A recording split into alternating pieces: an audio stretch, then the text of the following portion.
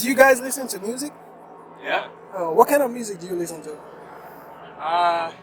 Mostly, I mean, I don't know, array of stuff. Rock, jazz, hip hop, R&B, soul. I'm trying to find, I'm actually on a search right now for new music. This guy's pretty good at giving me some new music. I was kind of looking for friends. I've been trying to see what I'm. Oh, you know what I've been doing actually is crazy. So I'll go on my friends' Spotify accounts. I'll look at the playlists that they've been making, and just steal, listen to their playlist, and then steal songs from their playlist and then you'll never know. But now suddenly it becomes my music. Wow. What about you? I mean, I also similarly I listen to a whole range of stuff. Generally, I've fallen into this funny pattern where the music I tend to gravitate most towards these days is songs that are anywhere from 10 to 20 minutes long. It's a weird thing. Really? There's this one group. But they don't make songs like that anymore. Not really. 2 minutes? Oh, really? In certain quadrants, I'll just, and it's weird because it's always sort of what you were talking about. It just finds me. I'm never let me find some new music. And something will just pop up in my recommended.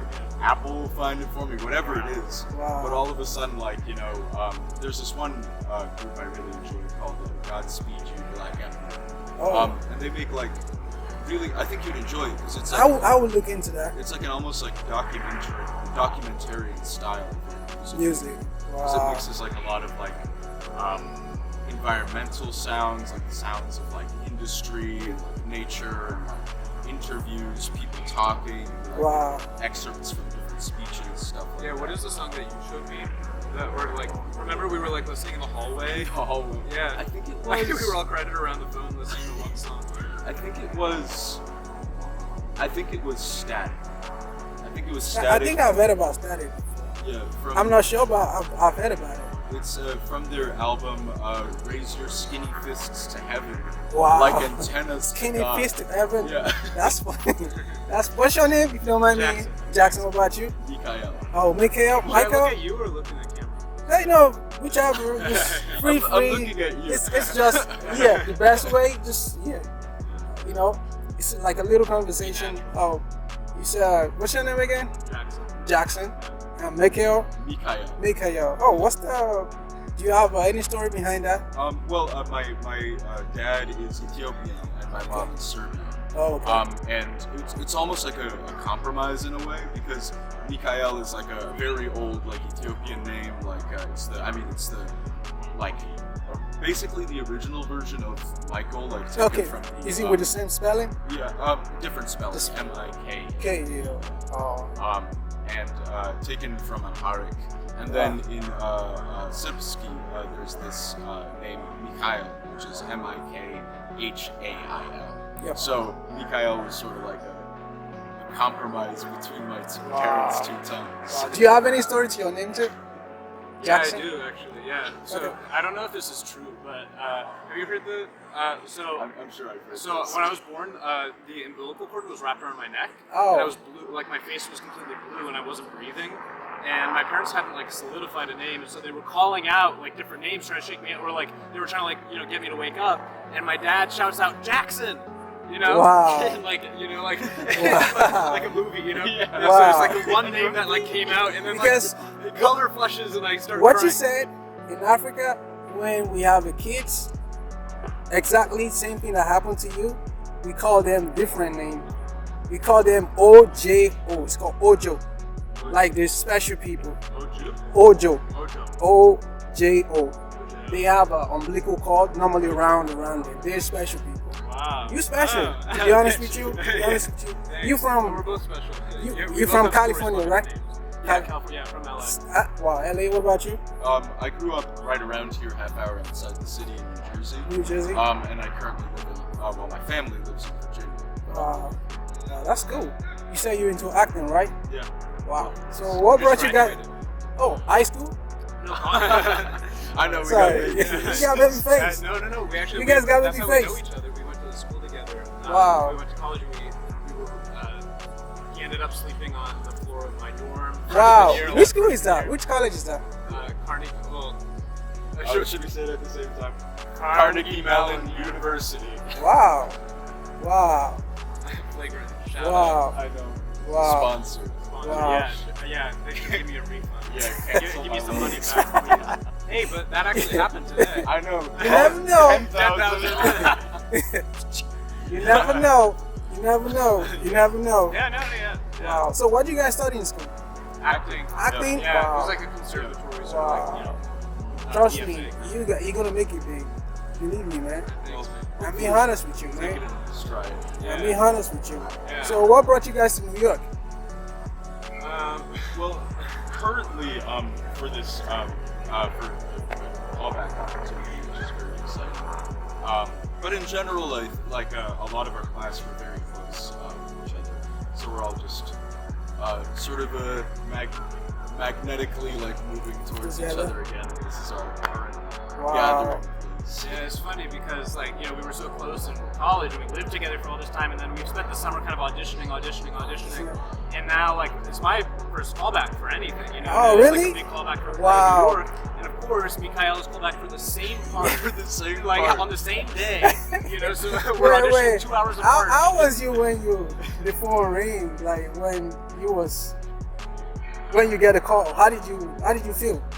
Oh, I was like you. Amazing. Well, because I was in LA, but I had a call back on Zoom, and then and then they're like, okay, we like you enough, you should come out to New York and do it in person. So, Wow. And then when I found out that he was like, oh, I've been doing this, I have a callback for something. I was like, oh, I have a callback I'm going to New York for. He's like, what's it for? And I was like, oh, this play at Lincoln Center. And he's like, Same thing. I auditioned for that. So, Wow. So, Wow. That's we're. And you went to the same college, Yeah. live in the same dorm, Yeah. And we had call an apartment back together. for the same role. Yeah. Wow. Yeah. Somebody's gonna get it. It's Somebody's in the gonna get it. stars. Yeah. No. I know. Yeah. Whoever get it among the two, if you get it, it's a win-win for you. Right. And if you get it, it's a win-win. Whoever gets the part, or if one of us gets the part, but Yeah. whoever gets the part. Yeah, we're all putting it out there. Yeah. Whoever gets it needs to take the other one out to a nice Definitely. dinner. And that could be a link for you too. Yeah, exactly. You know, exactly. Lift as you climb. For whoever wins, link him or because I was talking to somebody a couple of minutes ago. Sometimes you're looking for something, on your way looking for that thing, you meet something else along the way.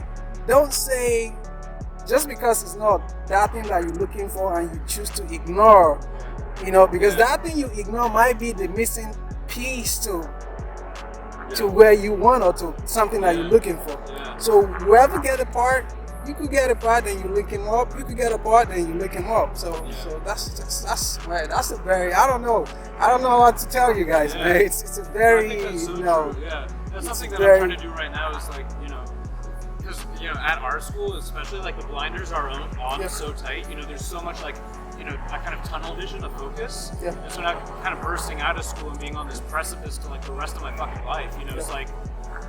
It's trying to take those blinders off and be open to those kind of opportunities.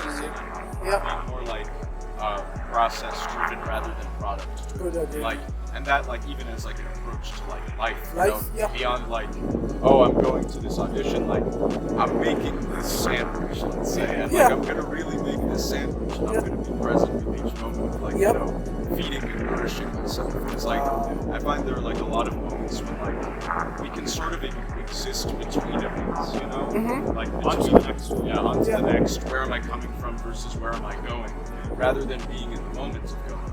Very often it's in that moment of going where you find what you're talking about, that little thing of oh, I can take this with me. This is a connection or a conversation or a thought that I never would have had otherwise. Yep. And I'm a better person, or I'm a more aware, present, or a broader perspective. Whatever it is. That sounds pretty eventually one. So do you have somebody that does that to you, like a mentor, or to let you see the broad view of where you guys going to? Yeah, well, when you were talking about being present to your surroundings and not letting opportunity pass you by being so focused, it reminded me of Asar, who's a teacher and a mentor who both of us connected to very strongly. He deserves the shout out. That's our steward. He's a voice coach, acting teacher, an incredible teacher, and mentor for both of us. Which I know, without stealing the words, without talking for you, I know I can say. We were both TAs for his class. Yeah, his path was actually that. You know, he wanted so bad to be an actor, at least what he's expressed to us. But then, you know, teaching. The idea, like, teaching kept on popping up, and for a while he talks about how he kept shoving that away. I don't want to teach, I want to act, I want to be an actor. You know, but, you know, it kept popping up enough that he's finally, you know, turned and looked at it and said, you know, maybe this is trying to tell me something, that I should go into teaching and I should follow this opportunity. So just like in that act, he speaks with those actions, you know, exactly what you were saying. Yeah, he has an amazing way of just like grounding you in the present moment, as like, you know, continuously reminding us that our craft is a craft. You know, it's something that you do because of some like deep exploration of like human nature and like the world around us, and like the way like our own humanity and like the circumstances we're surrounded by. It's all interlinked. There is this like connectivity that you just explore inherently by acting, you know. And it can be so easy when you enter this more industrial circumstance. I think of any industry of, okay, now's the part where I make money. Now's the part where I take this thing that I studied and enjoyed, you know, and I boil it down to its absolute fundamentals so I can throw it at the wall repeatedly until something sticks. And like, what's been most impactful is while being in like this sort of grind of this moment of like this career, whatever career it is. You know, the moments where I can catch myself, like, you know, thinking with that, like, end where I'm going sort of perspective, and, like, say, like, okay, no, what am I, like, doing right now? Right Even now, if it's just an audition. Like, how do I make this, like, a part of my practice, a part of my craft, you know? And it's, like, and, like, that's me saying it with, like, I'm sitting on a rock and I have my perspective around me right now. It's easier said than done when you're, like, in the thick of this shit, you know? But, like, but that is the goal, and having teachers like that to like remind you you of breath. Remind you of the space that you can take up. Because I like we were talking earlier about like, you know, onto the next thing, and this kind of like consumer culture that kind of is constantly surrounding us. And like, you know, art is separate from that. Art is this exploration of humanity and of nature and of, you know, our innermost impulses. But like art within the consumer economy, you know, art within Broadway and Hollywood and you know, the shining lights and whatever. It's, you know, it can be really hard to take in, you know, what you're actually doing, and why you're doing it. You know, so and that's something that I'm constantly. That's why I'm friends with Mikael, because Mikael reminds me of that. You know, Asar reminds me of that, and like for me, what I'm trying to do is surround myself with people who are uplifting me, who are reminding me, you know, of why I'm doing this. You know, and what I want to fulfill with curiosity. You know, that reminds me, because I read books a lot, and I can't remember which one. Probably, you know, Robert Greene, right? I don't know. He wrote 50 Laws of Seduction or something. And another one, 58th Law. Robert Greene and 50 Cent.